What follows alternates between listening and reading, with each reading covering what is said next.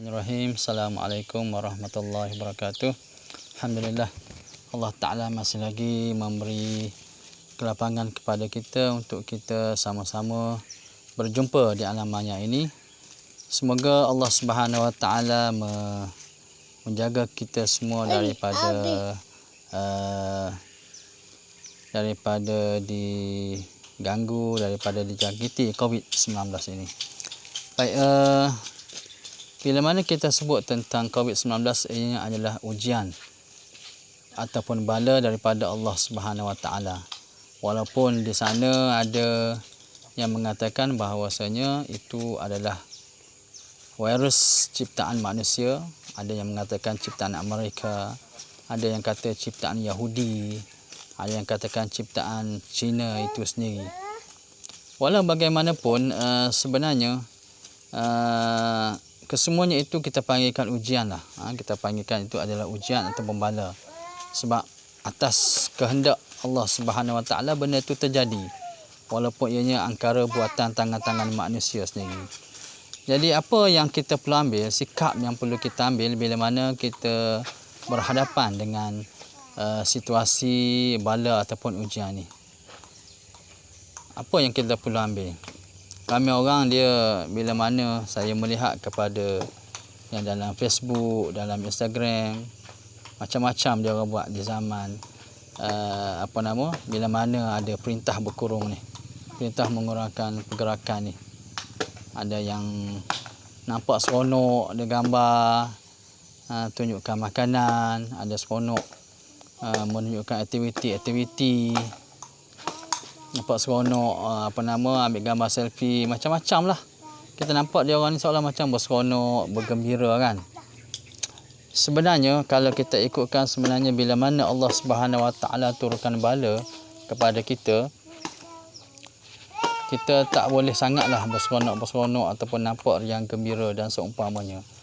Kerana bila mana Allah Subhanahu Wa Taala menurunkan bala, itu maknanya Allah Taala sedang mengajarkan kepada kita sesuatu.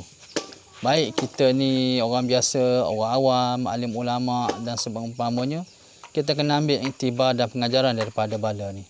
Tak boleh kita nak berseronok, tak boleh kita nak orang kata suka-suka riang-riang lah, riang-ria gembira dan seumpamanya lebih-lebih sangat. Kerana apa? Kita kena pandang serius dengan bala ataupun ujian yang Allah turunkan ni. Dan seeloknya lah kita perlu beristighfar banyak-banyak. Istighfar banyak-banyak di atas ujian yang melanda kita. Dan insya-Allah jika kita memperbanyakkan istighfar, kita melazimi istighfar setiap hari, selepas waktu solat, time kita ada ruang masa yang lapang, kita istighfar. Kerana istighfar inilah yang akan mengangkat segala keresahan, segala kesulitan hidup kita. Termasuklah jika kita sedang berada dalam musim dalam wabak virus COVID ini, insya-Allah jika sekiranya semua umat Islam di Malaysia ni beristighfar, saya rasa itu lebih baik dan insya-Allah Allah Taala akan mengangkat wabak ni daripada kita semua. Tapi malang sekali kan. Saya pernah terlihat ada dalam grup WhatsApp, mana saya tak ingat. Ada dia buat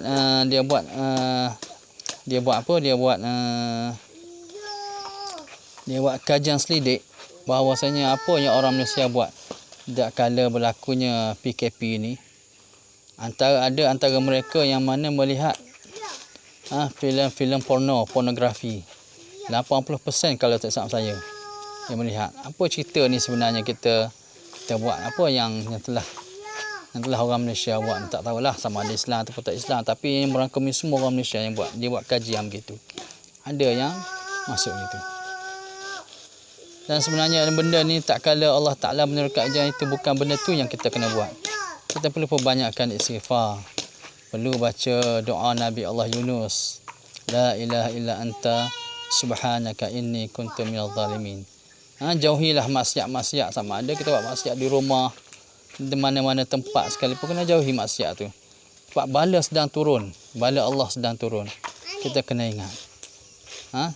Jadi jika sekiranya kita beristighfar, insya-Allah rahmat Allah Subhanahu Wa Taala akan turun. Kan ada ayat Quran, law anna ahlal qura amanu wattaqau la fatahna 'alaihim barakatin minas sama. Jika sekiranya penduduk satu kampung itu bertakwa, nescaya Allah Subhanahu Wa Taala akan turunkan rahmatnya. Jadi kita nak rahmat Allah Subhanahu Wa Taala ni, kita kena istighfar, kena bertakwa, jauhi maksiat, istighfar, buat segala perintah-perintah Allah Subhanahu Wa Taala yang mana sebelum ni kita tak pernah buat, kita buatkan semula. Kita tinggalkan maksiat-maksiat yang lalu.